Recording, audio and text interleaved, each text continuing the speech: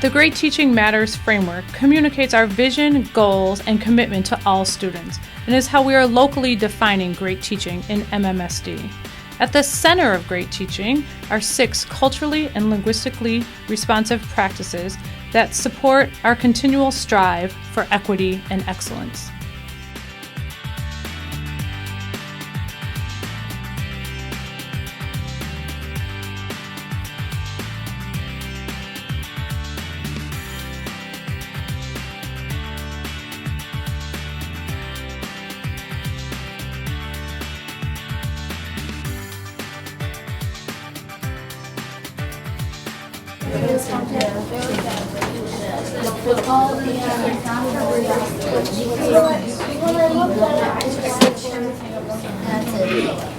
Oh, there's a lot more things up there. Yeah. All right. So turn your whole body so your knees are turned to each other. Oh, the spring. All right. Now. That's what that is. Tell them what you have. You listen. Think about what do I see, and I need to tell them to write down what I remember. Listen to what you say.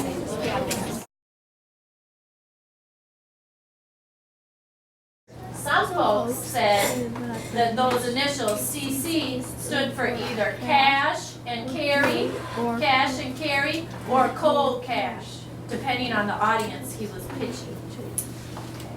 So let's think about this. So he was a baseball player. Why do you say he was a baseball player? In baseball, you pitch on the mound. There's another type of pitching, like pitching your ideas, like just getting out there. I think it. Okay, I love it. So I think what you're saying, and I'm going to give you this reminder, okay, Quincy, I'm speaking to you now, and everybody else, Luca, I'm speaking to everybody else too. When you want to clarify, because you've got the answer, please remember to use the words, and that way somebody will be likely to receive it. So I'd like to clarify what Bobby said. Do that again. I'd like to clarify what Bobby said.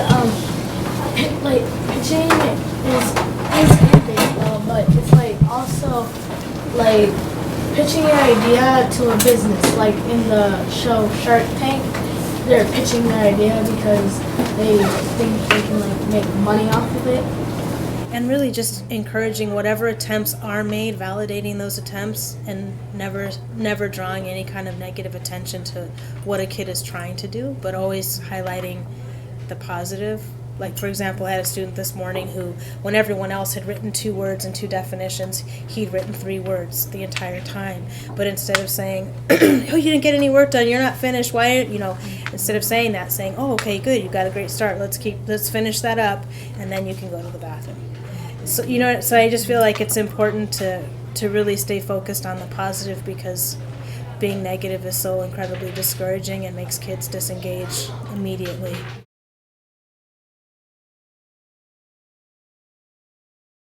And giving a lot of praise and writing notes home and calling parents frequently with positive news, I think, has been huge. That's probably the best thing I've seen. The most successful way to encourage positive behavior in the class is contacting parents when I see positive behavior.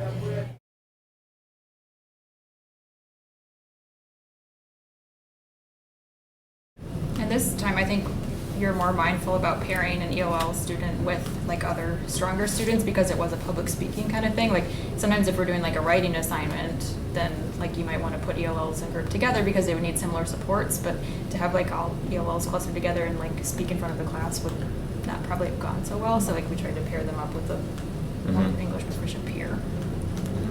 And in general, I think we do that. Even if for writing assignments, I think sometimes we do that. But then if we do that, we're mindful to check in at that table to make sure that they're all getting the needs they need. Try to connect to the students more. Like have like what they do on the first week. Like they set up everybody to tell each other what they do, who they are, where they from. But ask what we doing on our weekends. Ask what we did. Ask us how our day is going. Just simple stuff like that.